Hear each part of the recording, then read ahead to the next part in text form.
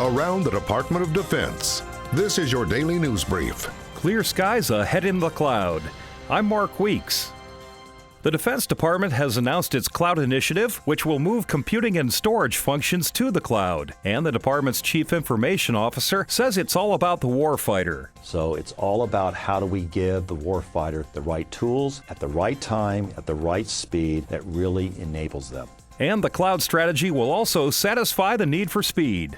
It is about speed. Cloud is a great enabling environment that allows us to move at a whole different speed than we've ever been able to do before. Our cloud is always going to be a multi-vendor environment, and we're going to have multiple cloud platforms. The Defense Department has released its Missile Defense Review, and the Undersecretary of Defense for Policy says the DoD will continue to defend the U.S. against missile threats. We will maintain the size and capabilities of the U.S. missile defense system that is sufficient to stay ahead of the threat that we face from countries like North Korea and Iran. The United States will not accept any particular limits through arms control agreements or other activities on our ability to defend ourselves. The Undersecretary also says the review calls for improving current missile defense technology.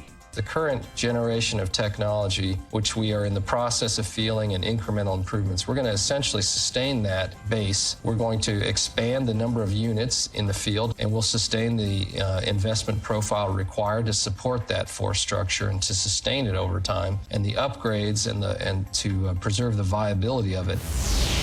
The crew of the U.S. Coast Guard cutter Forward offloaded almost 35,000 pounds of cocaine near Miami, Florida, worth an estimated $466 million. The drugs were seized in international waters in the eastern Pacific Ocean, off the coasts of Mexico, Central, and South America, and were part of 21 separate suspected drug smuggling vessel interdictions by the Coast Guard. The Defense Department, along with other U.S. and international partner agencies, plays a role in counter-drug operations and the fight against transnational organized crime networks in the Eastern Pacific.